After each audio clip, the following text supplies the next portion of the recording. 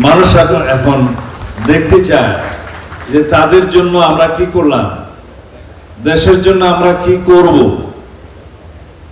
তরুণ প্রজন্মের রাজনৈতিক ভাবনাকে আমরা ধারণ করি কিনা, তারা কি চায়।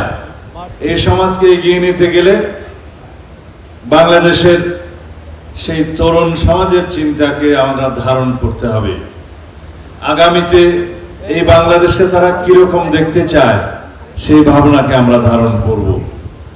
আগামীতে অবশ্যই জ্ঞান নির্ভর, প্রযুক্তি নির্ভর, মেধা নির্ভর রাজনীতি এবং সরকারের সমস্ত পরিকল্পনা বাস্তবায়ন করা হবে।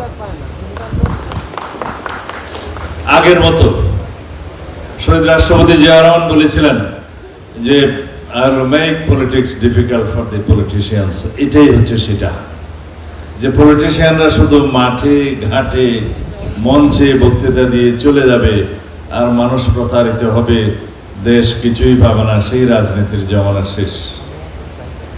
সুতরাং প্রস্তুত হন।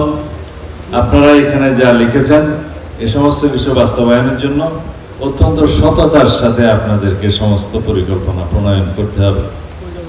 আমি এই কথাটা এখানে বলছি এই জন্য যে আপনারা নিজেরা যদি মনে করেন যে অসৎ, সেজন্য নয়, কিন্তু একটা পাবলিক পারসেপশন আছে যে আমাদের দেশে, আপনারা অনেকে বক্তৃতা দিয়েছেন, একটা পাবলিক পারসেপশন আছে যে প্রকৌশলীরা যদি দেশ বিনির্মাণের প্রধান শক্তি হয়, কারিগর হয়, তাহলে আমাদের কনস্ট্রাকশন গুলো টেম্পোরারি হয় কেন, নষ্ট হয় কেন, আগের দিনের গুলো এত স্থায়ী হয় কেন?